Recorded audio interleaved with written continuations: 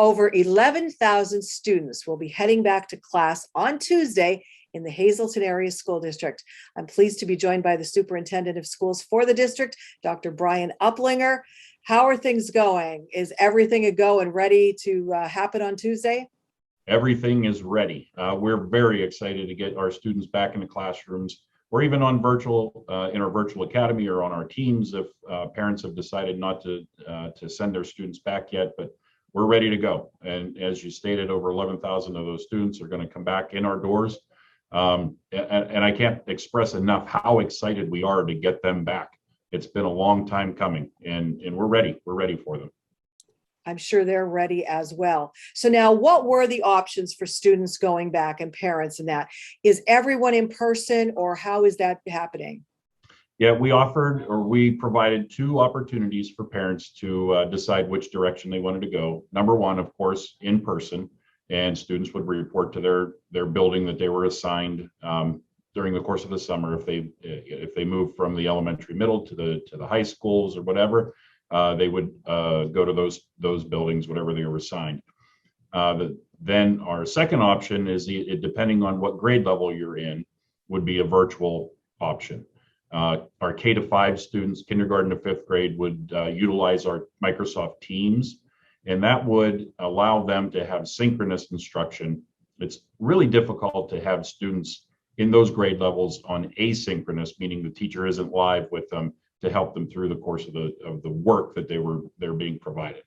So we are trying to get teachers to be with those students primarily throughout the course of the day.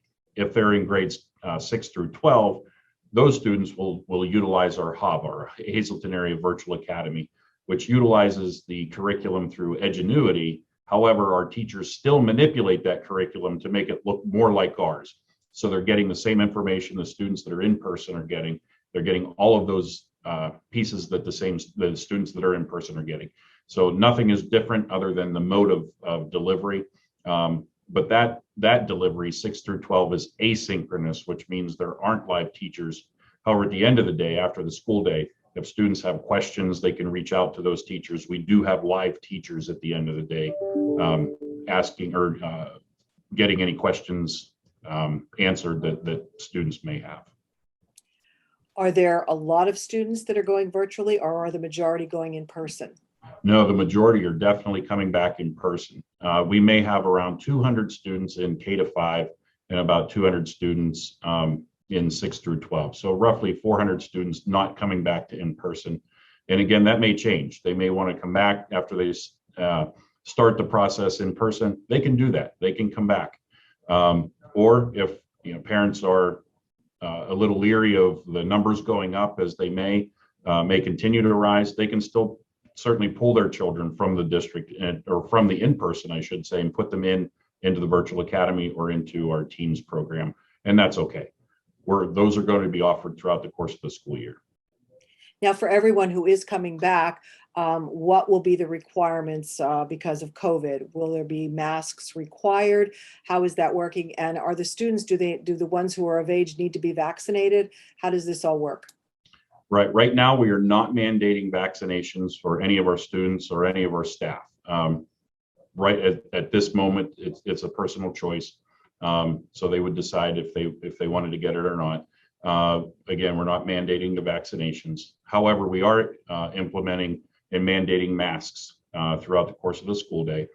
Anytime they're in any of our facilities, buildings, offices, we are mandating masks to be worn. Just for the safety of everyone. They may or may not provide protection. We just want to make sure that we're trying to get as much protection as we can with as little intrusion into your personal lives as possible. And at this point in time, masks are a very small price to pay to get students back in the classrooms. Absolutely. And I know you have a lot of new staff coming in this year as well, a lot of retirements. So tell us about that. We've done a lot of hiring over the course of the summer, a lot of interviews, but we're, as I said earlier, we're ready to go. We're ready to get the students back, and we're excited for that to happen. Today's news feature is brought to you by the Cheese Store and more. Go to their Facebook page to see their specials and check out their catering menu.